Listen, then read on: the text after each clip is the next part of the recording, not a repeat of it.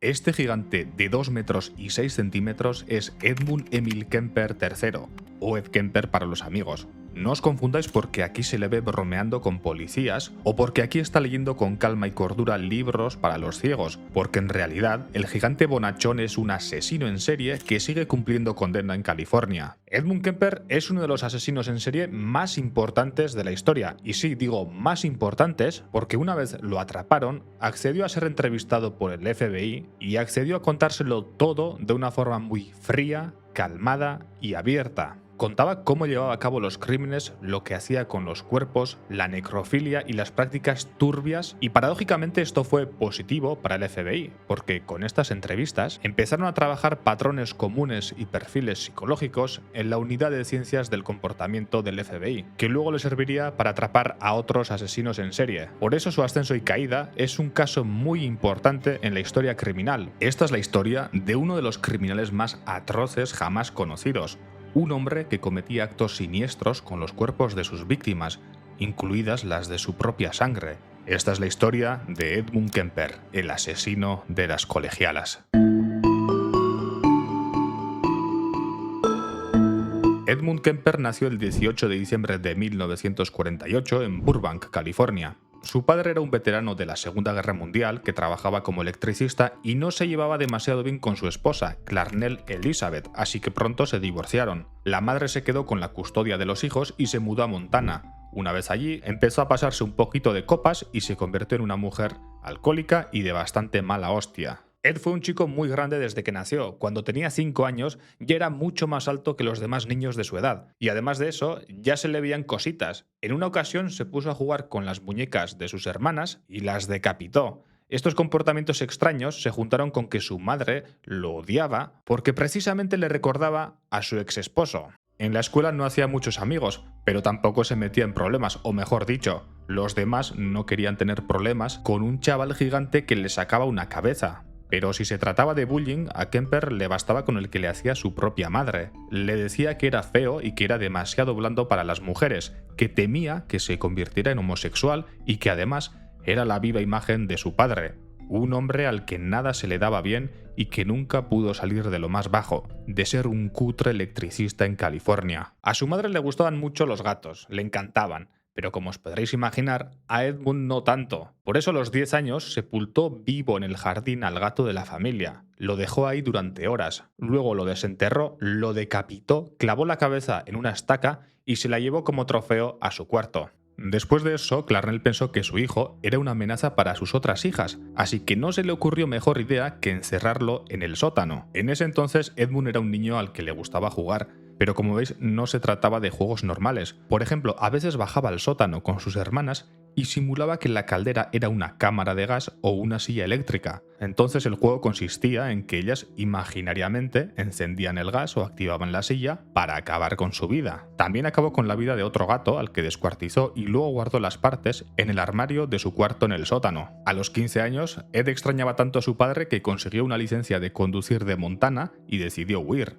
Después de recorrer medio país, volvió a California. No pasó mucho tiempo antes de que se decepcionara. Su padre había tenido un hijo con otra mujer y trataba a su nueva esposa con un cariño y afecto que nunca había visto en su propia familia.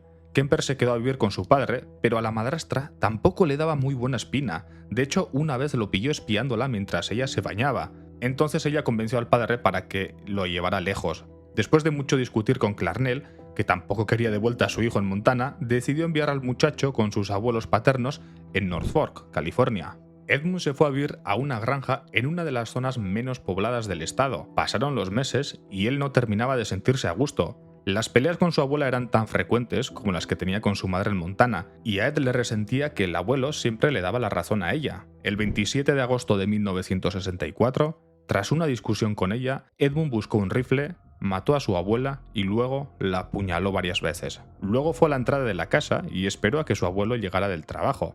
Apenas este bajó de la camioneta, Edmund apuntó con el rifle y disparó.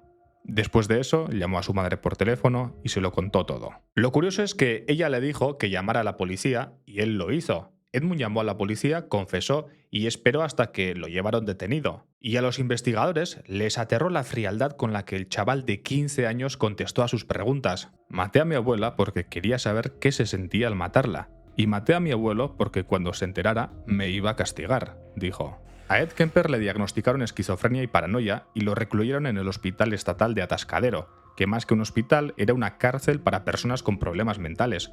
Sorprendentemente allí se comportó bastante bien, permanecía tranquilo y estoico todo el tiempo. Según los psiquiatras y trabajadores sociales de Atascadero, era un prisionero modelo. Aunque también puede ser que se tratase de una estrategia para reducir su condena por homicidio. No era ningún tonto. Cuando le hicieron un test de cociente intelectual, dio una puntuación de 136 y luego repitió la prueba y dio una puntuación de 145. Evidentemente, si lo haces una segunda vez, ya has aprendido y evidentemente no es el cociente intelectual de Albert Einstein, pero ojito porque a partir de 135 puntos ya se considera superdotado intelectualmente. O sea que sí, Kemper era un tío extremadamente inteligente y sabía cómo tenía que comportarse para salir pronto a la calle. Cuando cumplió 21 años pudo salir del hospital psiquiátrico. Lo enviaron con su madre a pesar de que los psiquiatras de Atascadero habían desaconsejado enviarla con ella, pero la verdad es que la madre estaba viviendo en California en ese entonces y para la justicia ese era el camino más fácil. Ahí Kemper intentaría rehacer su vida, buscar un trabajo normal, echarse novia o incluso acceder a la policía.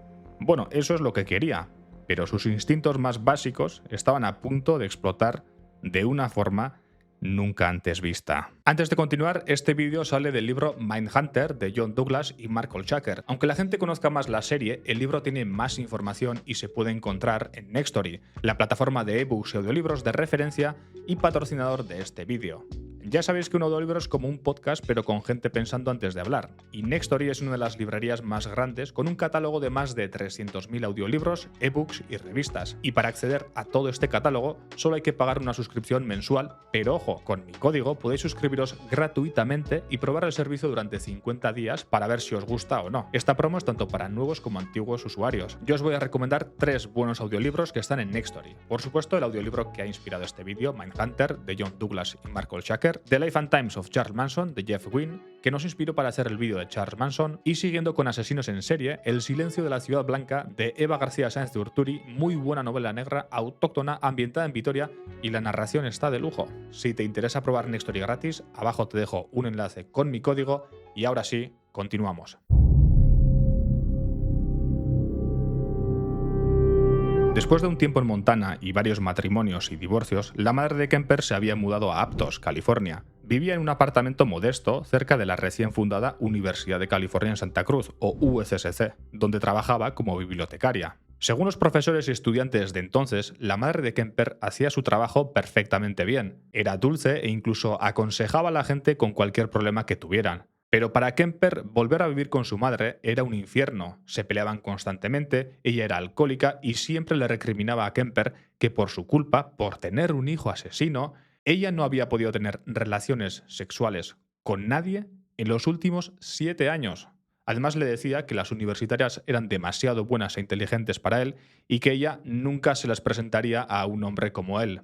Mientras tanto, él intentó convertirse en policía. Por supuesto, lo rechazaron por ser demasiado alto, aunque seguramente tampoco tenían intención de aceptar a una persona que había cometido un doble asesinato. De todos modos, a los polis les cayó muy bien Kemper, así que empezó a frecuentar The Jury Room, un bar del centro de Santa Cruz que era el favorito de los policías y que aún existe hoy en día. Vamos, que el gigante bonachón de Kemper se había hecho amigo de los polis. Pero si había algo que le gustaba a Kemper era conducir. Primero se compró una motocicleta, pero después de un accidente recibió una indemnización de $13.000 y se compró un Ford Galaxy del año 69. Había pasado años encerrado y ahora lo único que le hacía sentir libre era arrancar su coche y conducir. Ahí fue cuando empezó a recoger a los autoestopistas que encontraba por el camino. Era una práctica no recomendable, pero bastante común en esa época, sobre todo en California. Además, ¿a quién vamos a engañar? En su caso, el peligro era él, un gigante de 2 metros que ya había acabado con la vida de sus propios abuelos y un par de gatos. Según dijo el propio Kemper, durante 3 años debió haber recogido a unos 1.000 autoestopistas, prácticamente uno por día. Al mismo tiempo empezó a trabajar como supervisor de carreteras para el Departamento de Transporte de California. Su área de trabajo iba desde Santa Cruz hasta Alameda. Era un espacio de trabajo gigantesco y que le permitía conducir mucho. Lo importante aquí es que este nuevo trabajo permitió a Kemper conocer Santa Cruz y sus alrededores como si fuera la palma de su mano. Autopistas, calles, cruces, carreteras secundarias y caminos campestres. Como la universidad estaba en una zona bastante apartada de la ciudad, era normal encontrar a universitarios haciendo autostop. Ahí descubrió que a veces estos no confiaban a la primera. Así aprendió que si miraba el reloj y decía cosas como «no estoy seguro de que me dé tiempo», parecía una persona trabajadora y confiable y finalmente se metían en el coche. Después de recoger asientos de autoestopistas, se volvió un experto en transmitir confianza. Y había otra cosa por la que Santa Cruz era famosa en ese entonces: los asesinos en serie. En octubre de 1970, meses después de que Kemper saliera del hospital psiquiátrico, John Lindy Frazier asesinó a una familia de Santa Cruz. Según Frazier, Dios lo había escogido para salvar al medio ambiente, librándolo de la gente rica que lo contaminaba. Entre el 72 y el 73, Herbert Mullin también empezó a cometer asesinatos en Santa Cruz. Justo al mismo tiempo, Ed Kemper había empezado a salir con la estudiante de instituto Carla Schattenburg. Parecía un hombre formal, cenaba con los padres de ella e incluso se comprometieron. Por supuesto, era todo fachada. En las sombras se había empezado a dejar llevar por sus impulsos. Había vuelto a asesinar gente.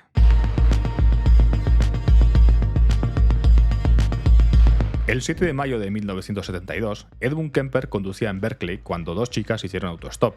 El Ford Galaxy paró y Kemper vio que una tenía una prenda de la Universidad de Stanford, así que cuando le preguntaron que a dónde iba, él dijo que a Palo Alto, exactamente donde se encuentra la Universidad de Stanford.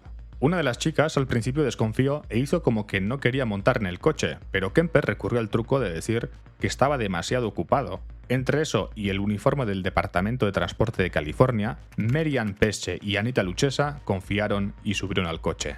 Kemper condujo hasta una zona boscosa, sacó una pistola que había comprado a pesar de tener una prohibición para comprar armas, esposó a Mary Ann y escondió a Anita en el maletero. Luego las apuñaló hasta la muerte, teniendo cuidado de no atacar sus pechos. Las llevó a un apartamento de Alameda en el que se quedaba de vez en cuando, le sacó fotos instantáneas con una cámara Polaroid, cortó algunos órganos y practicó necrofilia. Luego viajó a Santa Cruz y abandonó los cuerpos en una montaña cercana a la ciudad. Según él mismo, todo había salido mal con ese doble asesinato, y a partir de ahí siguió en caída libre. Unos meses después, Aiko, de 15 años, salió tarde de su clase de baile y perdió el autobús de regreso a casa. Tras un rato haciendo autostop, el coche de Kemper paró y Aiko se montó.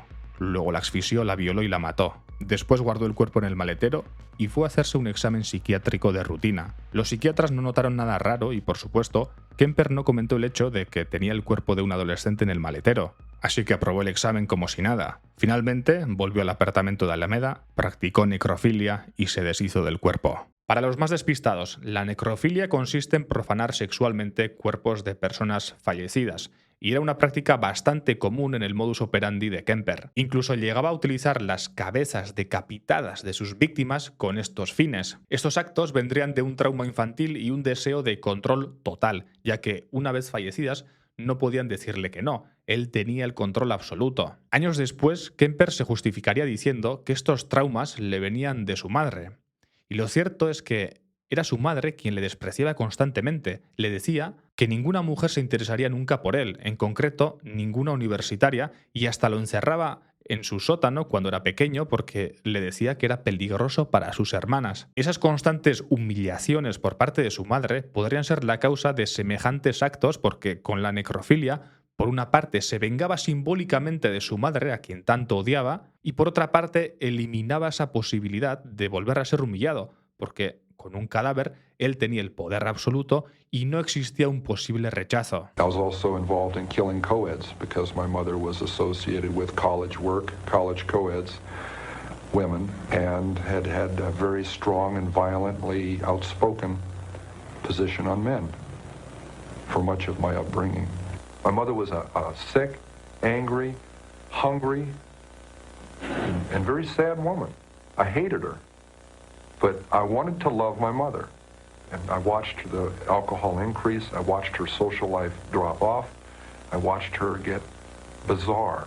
She had terrible pain from her life, earlier life, her upbringing, a failed marriage with my father. I'm a constant reminder of that failure. My frustration, my inability to communicate socially, sexually. I wasn't impotent, but emotionally I was impotent. I was scared to death of failing in male-female relationships. I knew absolutely nothing about that whole area. Para enero de 1973, Kemper había vuelto a vivir con su madre en Aptos.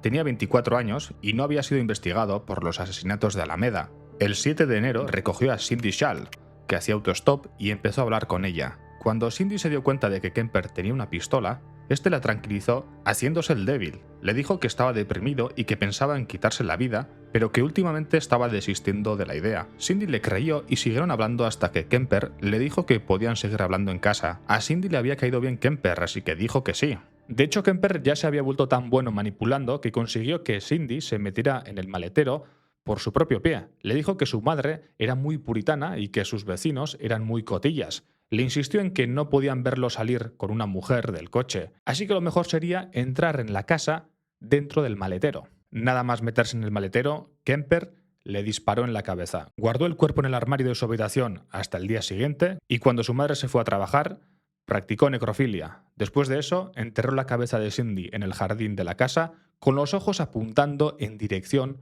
al cuarto de su madre. En la ciudad ya no se hablaba de otra cosa que de los asesinatos recientes. Los estudiantes de la universidad tenían prohibido ir en autostop con coches que no fueran de estudiantes, profesores o trabajadores de la universidad. ¿Y recordáis quién trabajaba en la universidad? En efecto, la madre de Edmund Kemper. Así es como consiguió una pegatina de la universidad y la pegó en su coche. El 5 de febrero de 1973, Alison Liu y Rosalind Thorpe estaban haciendo autostop cuando se encontraron con Kemper, supuestamente un trabajador bonachón de la universidad que estaba dispuesto a llevarlas. Kemper les disparó, las decapitó, tuvo relaciones con sus cuerpos y luego los abandonó en una montaña cerca de San Francisco. Retiró las balas para que no fueran identificadas. Los cuerpos fueron encontrados una semana después. Para entonces en Santa Cruz era conocido como The Code Killer, que se traduciría como el asesino de las colegialas, aunque creo que en español lo entenderíamos mejor como el asesino de las universitarias. En The Jury Room, el bar de policías al que solía acudir, Kemper se enteró de que los policías no tenían ni idea de que él fuera el asesino. Ellos seguían bebiendo y bromeando con él como siempre. Con la información que obtenía en el bar, Kemper lograba mantenerse siempre un paso por delante.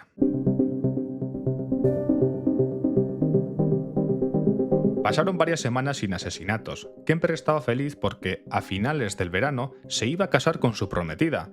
Una tarde iba conduciendo por Berkeley cuando vio a dos chicas haciendo autostop. Se subieron al coche. Mientras conducía, Kemper volvió a pasar por la calle en la que se montaron Mary Ann Page y Anita Luchesa el año anterior. La sensación de déjà vu lo aterró y le hizo tomar un desvío que no estaba en el camino. Las autostopistas empezaron a gritar y desesperarse, mientras Kemper trataba de calmarlas y de decirles que tomaría el camino de vuelta. Después de unos minutos de gritos y forcejeos, el coche paró en Mills College. Las autostopistas abrieron la puerta y salieron corriendo. Según declaraciones del propio Kemper, en ese momento se dijo que era cuestión de tiempo. O moría su madre, o moría él, o seguían muriendo universitarias. Una semana después, su madre llegó borracha y trató de discutir con él. Kemper la mató a martillazos y la degolló. Luego cortó la lengua y la garganta y las tiró al triturador de basura, que se atascó y expulsó lo que parecían ser las cuerdas vocales de Clarnell. Como las veces anteriores, también cometió actos necrofílicos con el cuerpo y jugó a los dardos con la cabeza decapitada de su madre. Este momento marcó un punto de inflexión para Kemper. Antes mataba a mujeres jóvenes desconocidas, así que era difícil vincularlo con los crímenes. Pero esta vez la cosa iba a cambiar. Era un hombre inteligente, sabía que tras la muerte de su madre, él sería el primero en ser interrogado. Así que entró en pánico y decidió que lo mejor sería hacer pasar todo por una desaparición y para que todo fuera más creíble, ya que su madre tendría que desaparecer junto con una amiga. Así todo tendría más sentido. Llamó a Sarah Hallett, que era la mejor amiga de su madre, y la invitó a una cena en casa con Clarnell y él. Cuando Sarah llegó, Kemper la estranguló y la decapitó y dejó el cuerpo en su cuarto. Cansado, se fue a dormir en la que durante años fue la cama de la mujer que siempre lo torturó. Cuando despertó el domingo en el cuarto de su madre, pensó que lo estaban buscando por todo Estados Unidos, así que arrancó el coche y condujo sin parar durante más de 2000 kilómetros. Cuando llegó a Pueblo, Colorado, había pasado un día entero. En ninguna de las emisoras de radio que iba escuchando por el camino oyó nada sobre los asesinatos. Estaba cansado por conducir durante tantas horas y toda la cafeína que había tomado ya no le surtía ningún efecto. Entonces Kemper paró el coche frente a una cabina telefónica, llamó a la policía de Santa Cruz, reveló su ubicación y confesó todos sus crímenes.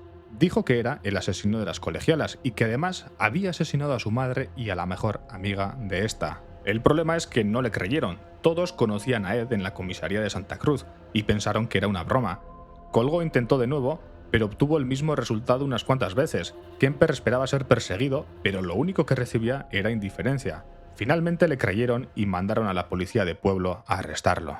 Kemper solo podía declararse inocente si argumentaba que no era una persona que estaba en sus cabales cuando asesinó a las 8 mujeres. Después de todo, ya había sido diagnosticado con esquizofrenia en su adolescencia. Pero varios psiquiatras asignados para el caso lo catalogaron como totalmente sano y estimaron que tenía todas sus facultades en el momento en el que asesinó a todas sus víctimas en los años 70. Kemper incluso trató de suicidarse. Los padres de su prometida anularon los planes de matrimonio. Cuando le preguntaban que cuál creía que era el castigo más apropiado para él, respondió que debía recibir una muerte provocada por tortura. Lo procesaron con 8 cargos de asesinato en primer grado. Le iban a dar la pena de muerte, pero mientras era juzgado, California abolió esa sanción, así que tuvieron que conmutarle la pena por cadena perpetua. Desde entonces ha estado encerrado en la prisión de Vacaville. Esta es una foto de 2019.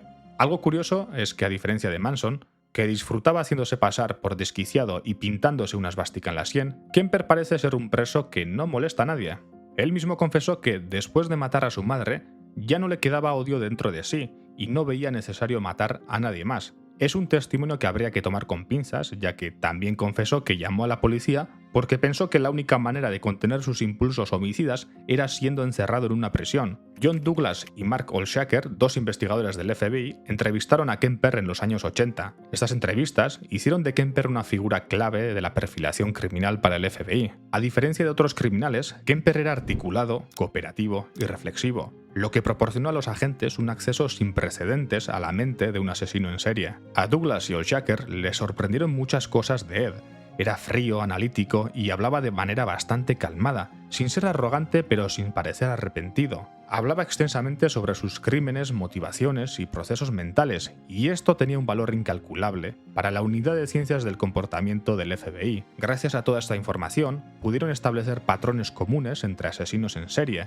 Es curioso porque la maquiavélica mente de Kemper llegó a ser una ayuda para que el FBI lograra detener otras mentes aún más maquiavélicas. Con la ayuda del desarrollo de perfiles psicológicos y los métodos de las entrevistas de Kemper, pudieron atrapar a otros asesinos en serie como Wayne Williams, Gary Ridgway, Dennis Rader o el mismísimo Ted Bundy. Desde luego, las décadas de los 70 y 80 fueron una época de mentes oscuras. De hecho, en el 69, cuando Kemper salía del hospital psiquiátrico de Atascadero, había otro tío que provocó una serie de asesinatos en California, pero a diferencia de Kemper, Charles Manson dominaba las mentes de sus sectarias y luego las manipulaba para tener sexo con él o con otros y también para hacer todo lo que él quisiera. Era un experto de la manipulación, un líder al que le seguían como la reencarnación de Jesucristo y del mismísimo diablo a la vez. Haz clic en la imagen para conocer su historia y recuerda que tienes 50 días gratis en Nextory en el enlace de abajo. Chao.